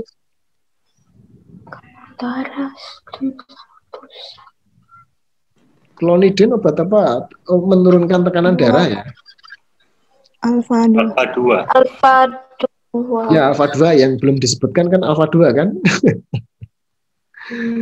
Ya. Nah ini dia menurunkan tekanan darah. Nah ini coba saya sampaikan keterangannya ya. Jadi kalau yang sudah mendapatkan kuliah saya dulu, saya kira ini sudah clear ya untuk yang klonidin ya. Coba sekarang kita masuk ke, saya akan sebentar, saya akan geser slide-nya ini ya. Nah klonidin itu ini ya, coba perhatikan para mahasiswa sekalian. Ini adalah ujung saraf ya. Ini adalah ujung saraf simpatik nih. Ujung saraf simpatik ya, simpatik. Ujung saraf simpatik ya. Sedangkan ini adalah organ target ya, organ target. Misalkan ya, organ target itu adalah sistem kardiovaskuler ya. Kardiovaskuler nih, ya kan? Nah, sistem kardiovaskuler itu bisa pembuluh darah dan jantung ya. Nah, coba perhatikan ya. Di sini saya menggunakan merah aja. Nah, kok masih hijau ya? Nah, noradrenalin yang dilepaskan oleh granul gitu ya. Granul melepaskan, ya dia mengalami perpindahan ya, eksositosis namanya ini, menuju ke membran, kemudian melepaskan noradrenalin. Coba perhatikan. Nah, noradrenalin ini ya, dia bisa mengaktifasi reseptornya di sini kan? Ya, reseptor pada organ target, reseptor adrenergic tadi kan gitu ya. Nah, seperti yang tadi saya sampaikan, neurotransmitter itu ketika dihasilkan pasti mengalami homeostatis. Selain dia dilepaskan, kemudian berinteraksi dengan reseptornya, pasti neurotransmitter itu mengalami inaktivasi. Nah, inaktivasi yang dialami oleh neurotransmitter itu bisa macam-macam kan? Satu, didegradasi. Kedua, dieliminasi. Ketiga, direuptake kan? Seperti itu. Nah, kemudian yang keempat ini menarik ya para mahasiswa sekalian. Coba perhatikan. Jadi noradrenalin ya atau norepinefrin ini selain mengaktifasi reseptor adrenergik yang terdapat pada organ target gitu ya, dia ya juga mengaktifasi reseptor adrenergik yang terdapat pada ujung saraf simpatik ini. Dia mengaktifasi reseptor alfa-2 adrenergik nih. Kan gitu ya. Nah, setelah mengaktifasi, coba perhatikan. Ketika dia mengaktifasi, nah ini, maka akibatnya apa? Akibatnya, coba perhatikan ya, dia menghambat proses ini nih. Nah, dia menghambat di sini, ya, dia hambat ya negatif, kan gitu ya. Sehingga akibatnya apa? Ya, akibatnya apa? Proses biokimiawi di dalam sel itu tidak bisa berjalan. Terutama adalah dia menginaktifasi adenilat siklase, ATP tidak bisa diubah menjadi CAMP. Akibatnya apa? Ini tertutup ini. Sehingga ion kalsium tidak bisa masuk. Sehingga pelepasan noradrenalin ya kemudian berkurang. Kalau pelepasan noradrenalin ini berkurang, akibatnya apa? Aktivasi pada sistem kardiovaskular juga akan berkurang. Sehingga ya klonidin itu bisa digunakan sebagai obat antihipertensi yang bekerja pada sistem saraf gitu ya. Ada yang masih bingung? Silakan.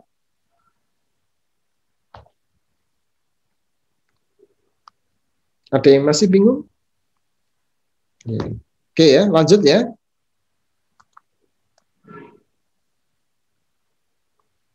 Mbak Asri, bisa dipahami Mbak? Ya, paham Pak. Ya.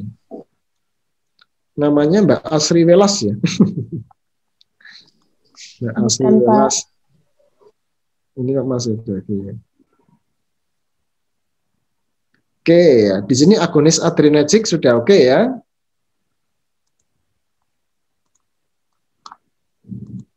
Nah, ini adalah contoh agonis adrenergic langsung. Beberapa tadi juga sudah saya sampaikan ini.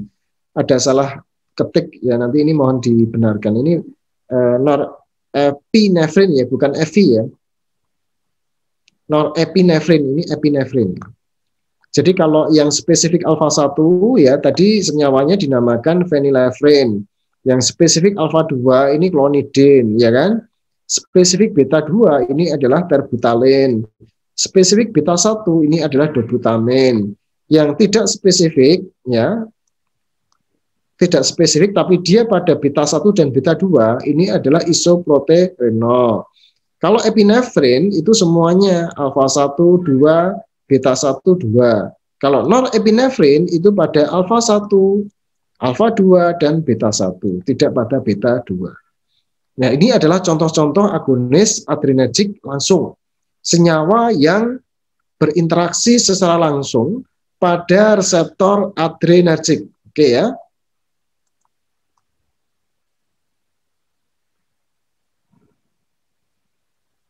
Lanjut. Nah, sekarang yang agonis adrenergic tidak langsung. Ini dia tidak langsung berinteraksi terhadap reseptornya itu ya.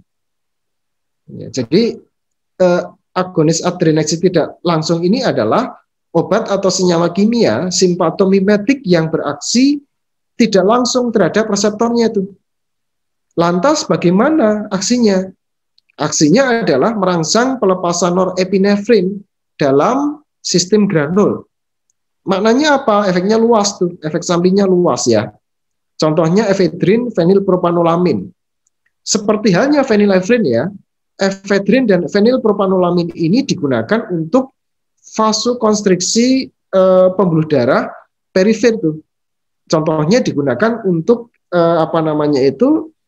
nasal dekongestan gitu ya, meredakan pilek ya. Jadi fenilpropanolamin atau efedrin ini. Jadi aksinya itu saya gambarkan di sini aja ya, kecil aja ini sama ya. Ini kalau berhubungan dengan saraf yang berkaitan dengan reseptor adrenergik itu dinamakan saraf adrenergik atau langsung bisa dinamakan ini adalah saraf ya simpatik ya. Simpatik oke ya. Sistem saraf simpatik. Nah, ini saya warnai dengan warna biru. Oke ya.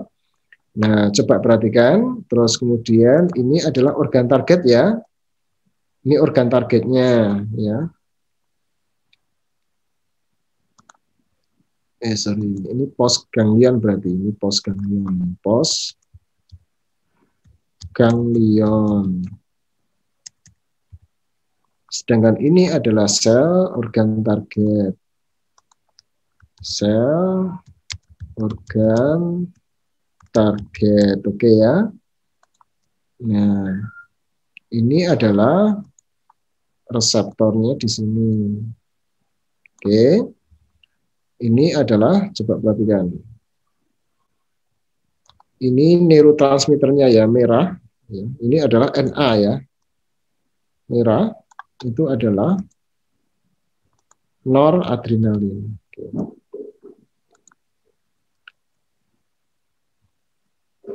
Nah, coba perhatikan, ya, perhatikan dulu ya, coba perhatikan. Fenilpropanolamin, saya menggambarkan fenilpropanolamin dengan warna biru. Oke, ini fenilpropanolamin. Kok warnanya merah? Coba perhatikan, ini warnanya merah nih. Ya biru ya, coba perhatikan.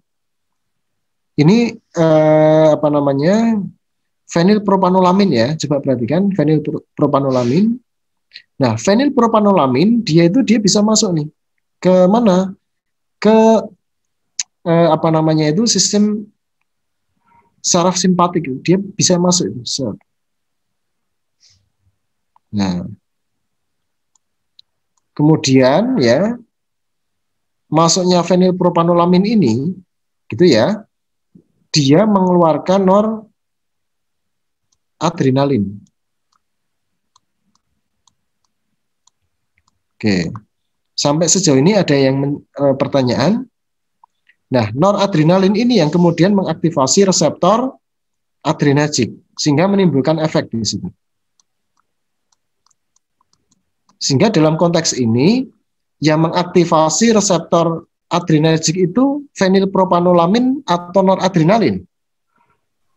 Noradrenalin. Nah, noradrenalin. Sehingga kalau noradrenalin ini adalah agonis langsung, norepinefrin ini adalah agonis tidak langsung ya. Karena kan dia tidak berinteraksi dengan reseptor adrenergik, ya enggak? Dia hanya kemudian memicu pelepasan noradrenalin kan gitu ya. Nah, kemudian melepaskan ini juga NA. Jadi lepas dari granul. Nah, kemudian dia lepas lagi karena apa? Ada yang masuk fenilpropanolamin di sini kan gitu ya. Jadi fenilpropanolamin dan efedrin ini dia seperti mendesak noradrenalin sehingga adrenalin itu dia bisa keluar itu. Nah, ini. Oke ya. Nah, ini. Jadi aksi dari fenilpropanolamin dan efedrin itu adalah seperti itu. Nanti ini mahasiswa gambar sendiri aja deh. Karena kalau gambar itu di apa ya, di Zoom itu kurang bagus ya. Biasanya saya gambarnya itu di papan tulis ini. Oke, oke, bisa dihapus ya? Boleh dihapus ini, mahasiswa? Boleh, Pak. Boleh. Apa?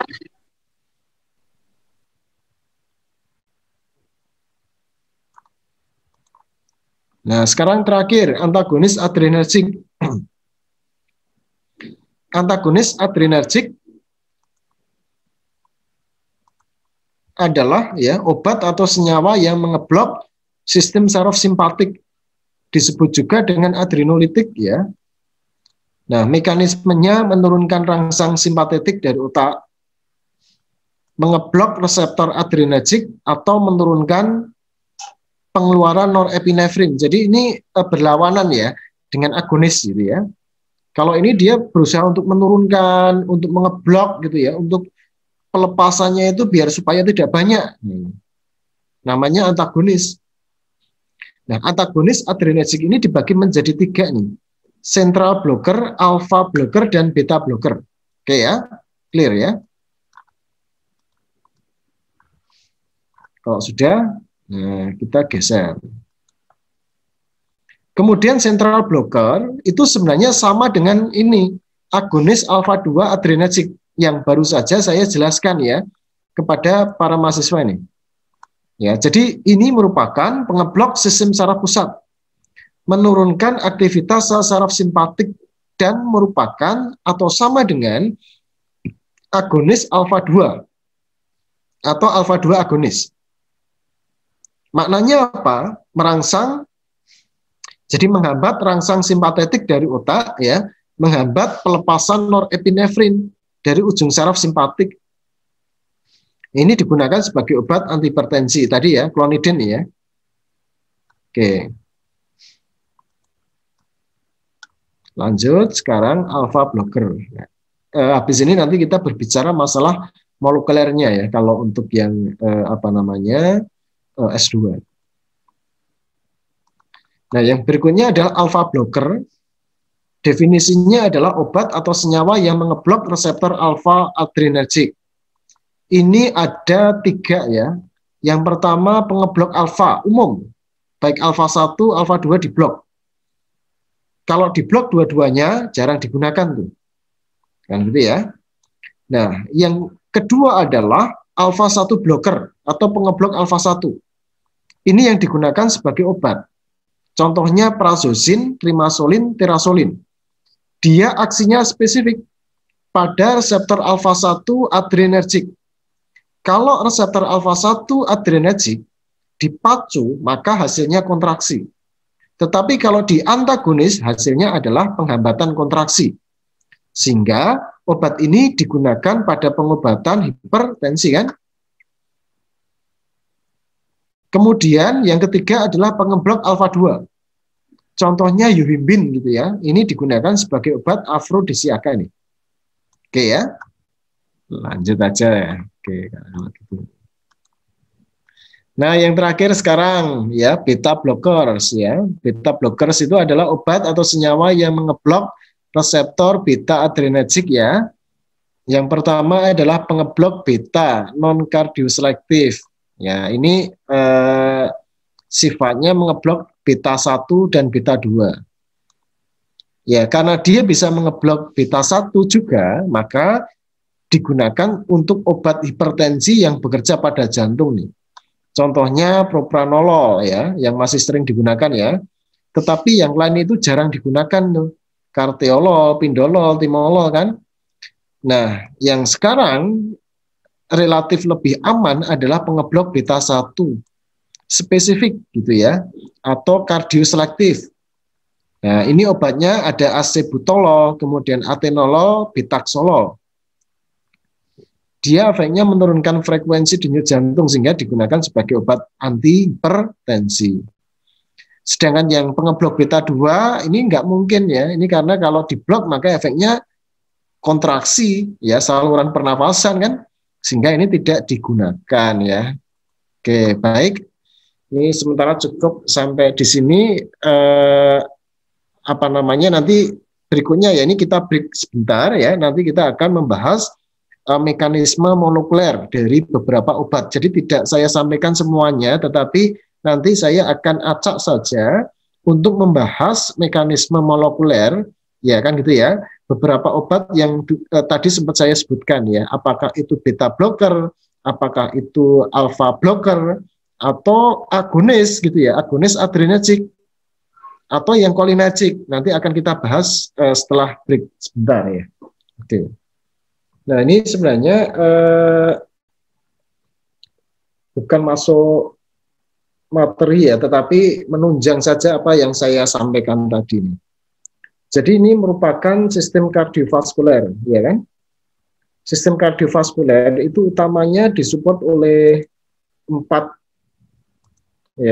organ utama ya, atau 4 sistem utama ini. Yang pertama adalah sistem saraf, ya, sistem saraf. Oke ya, sistem saraf. Coba perhatikan definisi sistem sarafnya. Nah, sistem saraf ya, ini sistem saraf pusat gitu ya. Coba perhatikan menemukan tidak ini. Coba perhatikan, sistem saraf perifer di dalam gambar ini yang mana ini? Yang ini, Pak. Yang ini ya, banyak ya. Ini loh. Jadi sebentar, ini sistem saraf perifer nih. Coba perhatikan ya. Ini sistem saraf pusat ini ya, yang saya lingkarin ini ya, otak dengan sumsum tulang belakang. Nah, ini adalah sistem saraf perifer. Iya kan? Ini juga. Oke ya. Nah, ini sistem saraf perifer. Nah, sistem saraf perifer yang terlibat di dalam pengaturan ini namanya apa? Kemarin. Kalau pada sistem kardiovaskular. Nah, sehingga kan kalau misalkan nanti Bapak Ibu ya, para mahasiswa menemukan nih sebuah gambar, nanti di dalam apa istilahnya itu, benak Bapak Ibu itu bisa langsung mengidentifikasi nih, oh ini sistem sistem saraf perifer yang terlibat adalah ini. Simpatik, Pak. Oh, simpatik ya. Ya, ini pinter nih. Ya, betul ya. Sistem saraf simpatik. Oke, ini karena apa? Ini sistem kardiovaskular satu, yang kedua neurotransmitter yang dilepaskan ini adalah noradrenalin kan, NANA kan gitu ya. Iya, Pak. Nah, oke. Terus kemudian ini yang kecil, ini adalah preganglion ya enggak? Yang panjang itu postganglion. Coba dicek ya di ketentuan kemarin bahwa postganglion sistem saraf simpatik itu panjang, ya kan? Nah ini. Sedangkan yang untuk postganglionnya itu ya preganglionnya yang pendek. Oke. Nah, sistem saraf simpatik ini kemarin aksinya luas ya. Makanya kemudian ketika mengaktifasi, maka apa yang terjadi ini coba perhatikan ya. Karena postganglionnya itu panjang ya, maka dia mengaktifasi jantung, pembuluh darah, kemudian ginjal itu. Jadi dia langsung menyabang itu ya. Jadi dia bisa mengaktifasi beberapa organ target di situ kan. Nah, kemudian pada ujung postganglion, ini kan postganglion ya. Postganglion sistem saraf simpatik kan melepaskan noradrenalin nih kan. Nah, noradrenalin ini mengaktifasi reseptor alfa 1 pada otot polos pembuluh darah.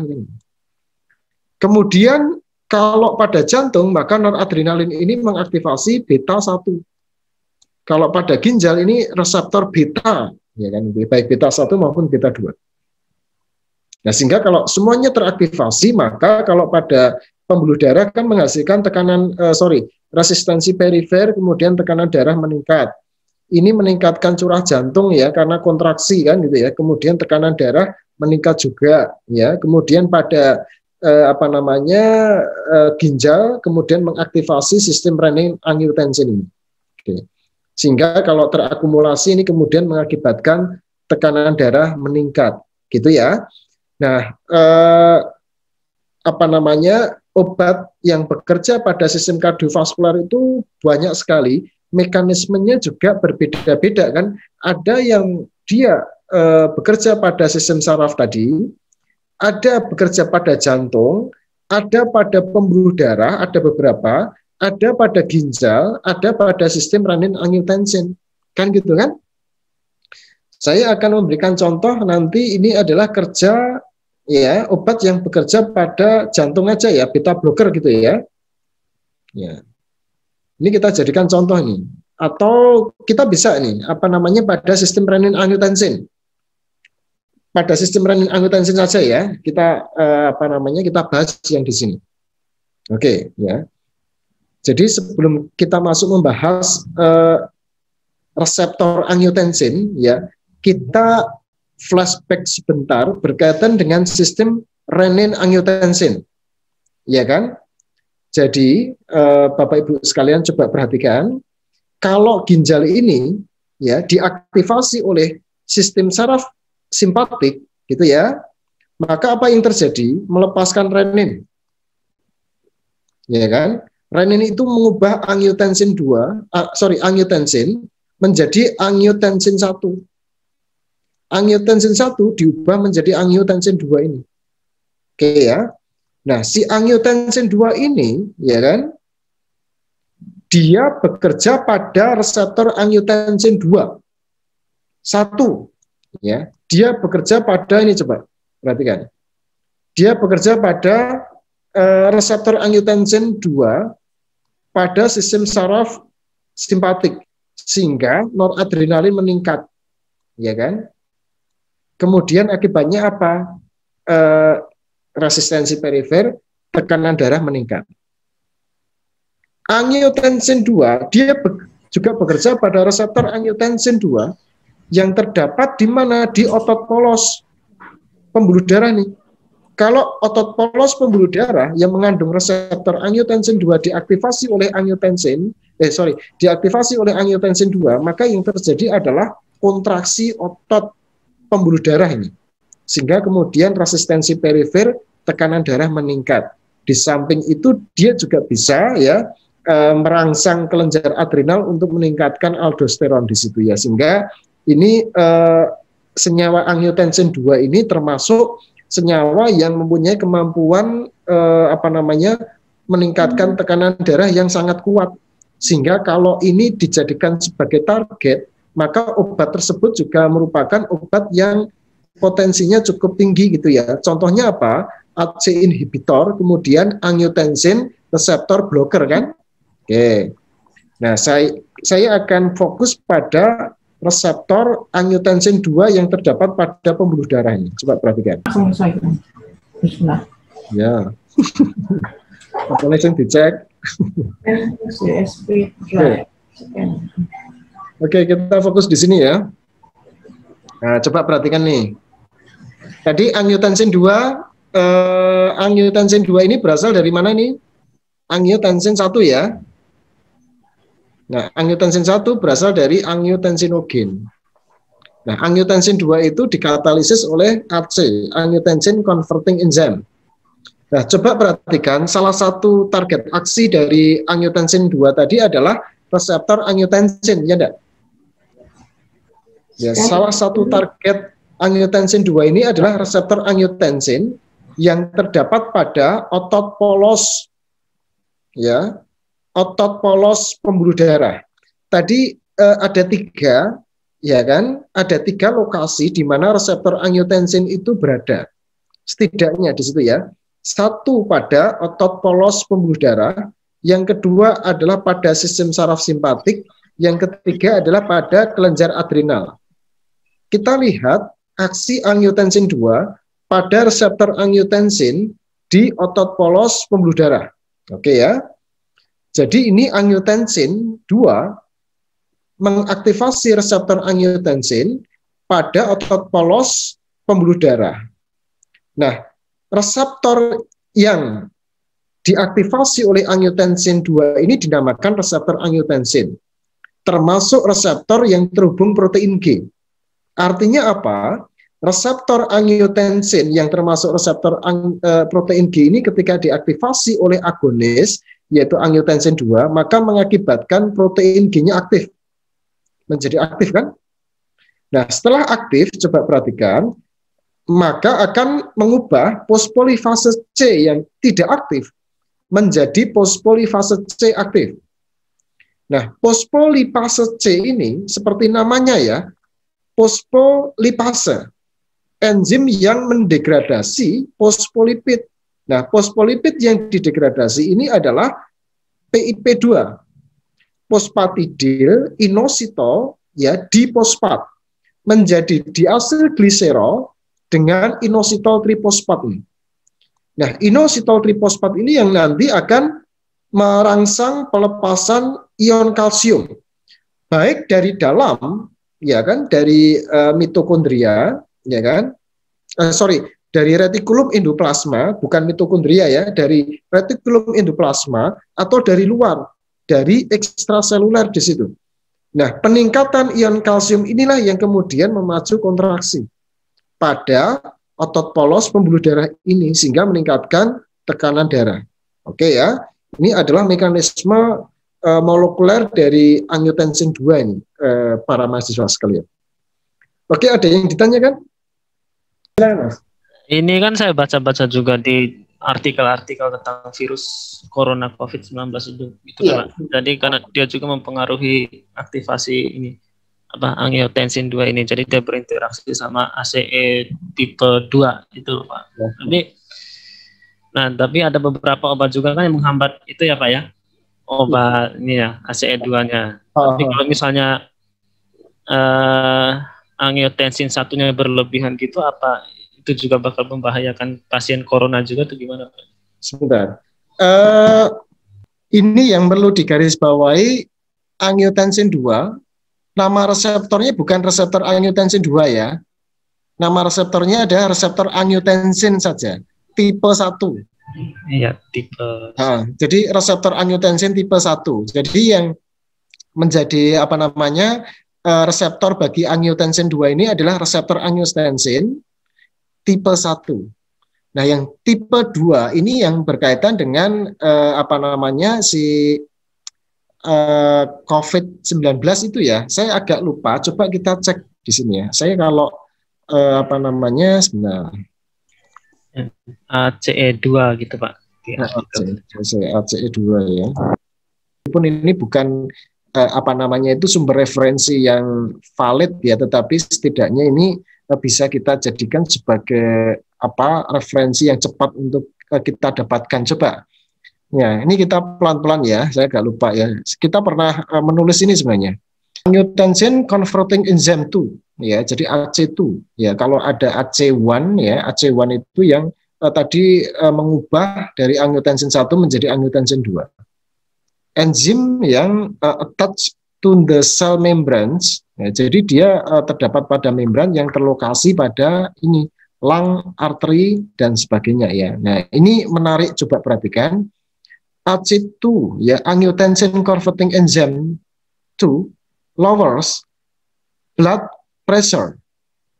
Jadi malah istilahnya AC2 ini ya, enzim itu menurunkan tekanan darah. Kalau yang AC saja atau AC1 dia cenderung meningkatkan tekanan darah, sehingga jangan terjebak di situ ya.